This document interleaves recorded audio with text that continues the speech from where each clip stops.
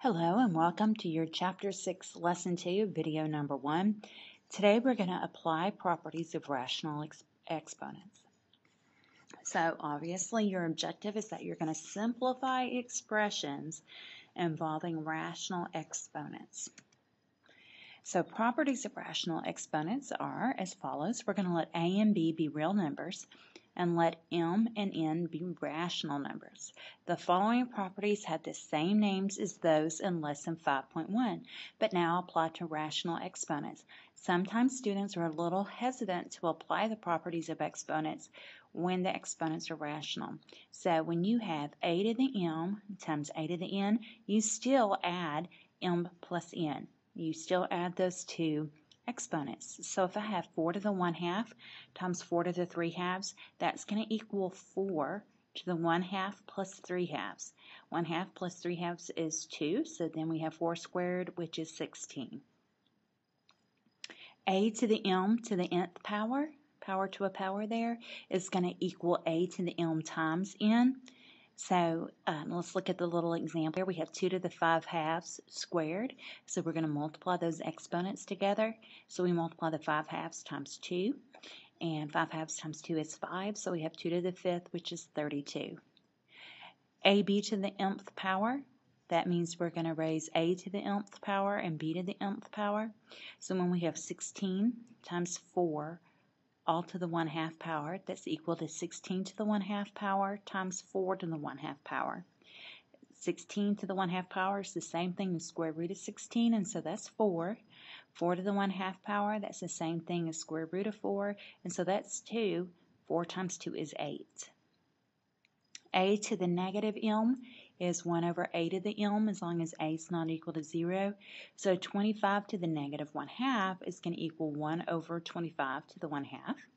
And then again, an exponent of 1/2 is the same thing as taking the square root. Square root of 25 is 5, so that equals 1/5.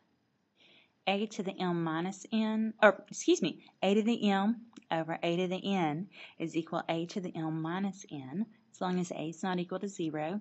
So if I have 3 to the 5/2 over 3 to the 1/2, I just subtract those exponents. I have 3 to the 5/2 minus 1/2. 5/2 minus 1/2 is 4/2, which is 2. And so I have 3 squared equals 9. A divided by b all to the nth power is equal to a to the m over b to the m as long as b is not equal to 0. So if I have 27/8 to the 1/3 power, that is equal to 27 to the 1/3 power over 8 to the 1/3 power. Okay, remember, raising something to the 1/3 power is the same thing as taking the cube root. So we have the cube root of 27, which is 3, over the cube root of 8, which is 2. So it's equal to 3/2. All right, we're going to use those properties of exponents to simplify the expressions that we're given. So we have 7 to the 1/4 times 7 to the 1/2. So we're going to add our exponents. So we have 7 raised to the power of the sum 1/4 plus 1/2. 1/4 plus 1/2, that's the same thing as 1/4 plus 2/4, so that's 3/4. And so our answer is 7 to the 3/4 power. 6 to the 1/2 times 4 to the 1/3, all raised to the second power.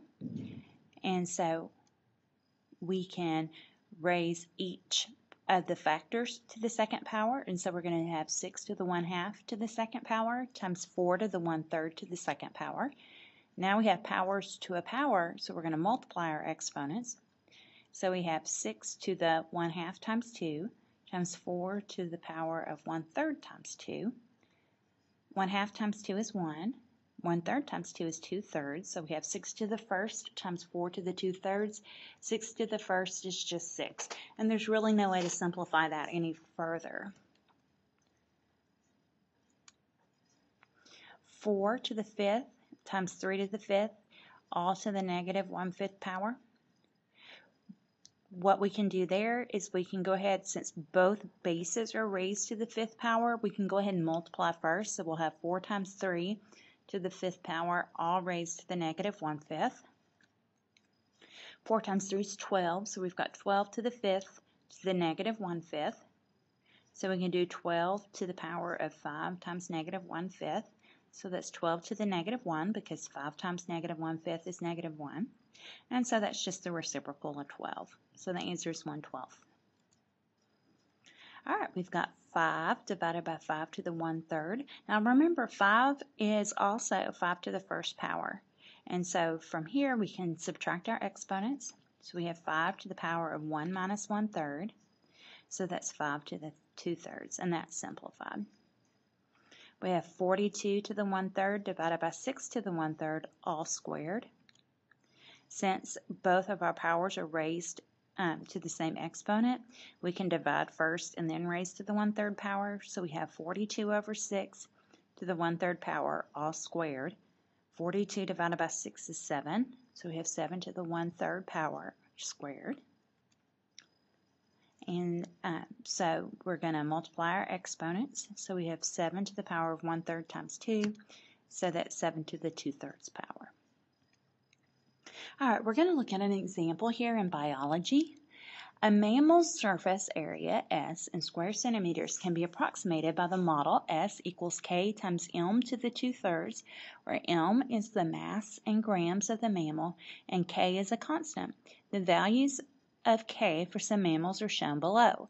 Approximate the surface area of a rabbit that has a mass of 3.4 kilograms. And so the rabbit has a constant there of 9.75. So we're going to write our model. In general, it's S equals K times M to the 2/3. We're going to substitute 9.75 for K and 3.4 times 10 to the 3rd for M. And so we get 9.75 times 3.4 times 10 to the 3rd raised to the 2/3 power. All right, we've got power of a product property. And so we're going to raise everything that's inside the parentheses to the 2/3 power. So the 9.75 doesn't get raised to it because it was outside the parentheses. And then we have times 3.4 to the 2/3 power, and then times 10 to the 3rd power to the 2/3 power. All right, we're going to do the power of a product property again. Actually, this is power of a power. We're going to multiply those two exponents together. So we have 9.75 times 2.26 times 10 squared.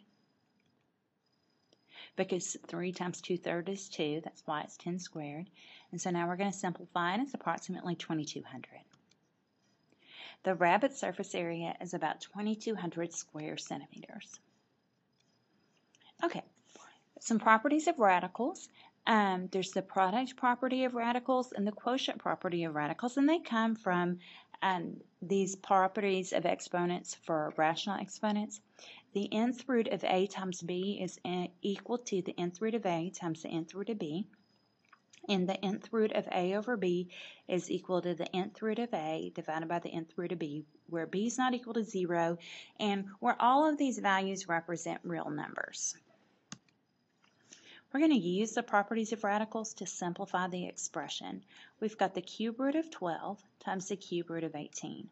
So we're going to use the product property to do the cube root of 12 times 8. 12 times 8 is equal to 216, which is a perfect cube. 216 is equal to 6 cubed. So the cube root of 6 cubed is just 6. We've got the fourth root of 80 divided by the fourth root of 5. Well, since we're taking the same type of root of the numerator and denominator, let's just use the quotient property and do the fourth root of 80 divided by 5. So that's the fourth root of 16. 16 is 2 to the 4th power, so the fourth root of 16 is just 2. Okay, simplest form of a radical.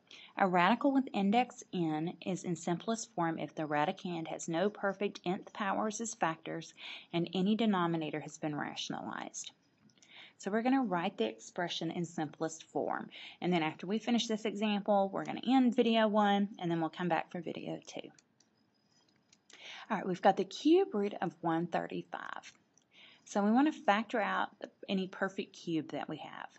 135 equals 27 times 5, and 27 is a perfect cube. It's 3 cubed.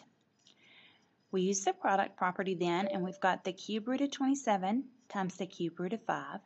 Cube root of 27 is 3, so we have 3 times the cube root of 5. right, let's look at B. We've got the 5th root of 7 divided by the 5th root of 8. Well, if we did the 5th root of 7/8, that's not going to really help us here because that's not going to reduce. What we need is what is inside the 5th root sign in the denominator to be a perfect 5th power. That way we can get rid of the radical in the denominator. All right, so we've got 8. 16 is 2 to the 4th power. 32 is 2 to the 5th power. So if we multiply 8 by 4, we'll have 5th root of 32 in the denominator, and we'll be able to simplify that to 2. But if we're going to multiply the denominator by 5th root of 4, we have to multiply the numerator by the same thing. So we're going to multiply on top and bottom by 5th root of 4. So on top, that's going to give us the 5th root of 28. On the bottom, that's going to give us the 5th root of 32. 32 is equal to 2 to the 5th, and so the 5th root of 32 is just 2. So we have the 5th root of 28 divided by 2, which is in simplest form. 28 is equal to 4 times 7, and 4 is 2 squared, 7 is prime, so there's no perfect 5th powers as factors of 28 that we can bring out, and we don't have a radical in the denominator, so we are in simplest form. All right, we're going to come back and talk about like radicals and look at our last few examples. I'll see you in video 2.